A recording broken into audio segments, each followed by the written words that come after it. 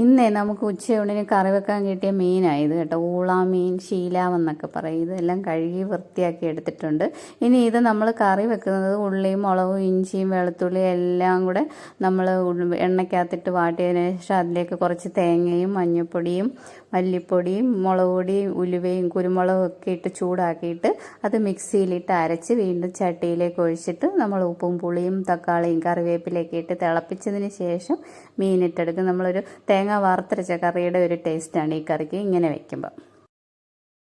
തേങ്ങ നമ്മൾ ഒരുപാടൊന്നും ചേർക്കേണ്ട. കുറച്ച് തേങ്ങ നമ്മൾ ഈ ഉള്ളിയൊക്കെ മൂപ്പിക്കുമ്പോൾ അതിനകത്തിട്ടിട്ടൊന്ന് മൂപ്പിച്ചെടുത്താൽ മതി.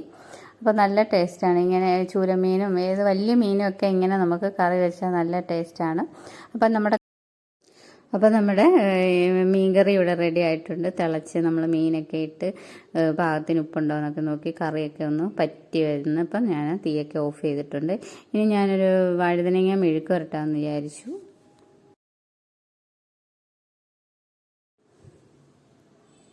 ഇനി നമ്മൾ വഴുതനങ്ങ അരിഞ്ഞ് സവാളയും പച്ചമുളകും ഇട്ടതിന് ശേഷം കടുക് വറുത്ത് അതിലേക്ക് നമ്മൾ വഴുതനങ്ങ അരിഞ്ഞത് പച്ചമുളകും സവാളയും കൂടി ഇട്ടിട്ട് അല്പം മഞ്ഞൾപ്പൊടി ഉപ്പും ഒരല്പം കുരുമുളക് പൊടി ഒരു നുള്ളു ഗരം മസാലയേ ചേർക്കത്തുള്ളൂ. ഇത്രയും ചേർത്ത് നമുക്ക് മൂടി വെച്ച് വേവിച്ച് നമുക്ക് ഇറക്കാം. അപ്പോൾ ഇത്രയേ ഉള്ളൂ. ഇന്ന് അധികം കറിയൊന്നുമില്ല.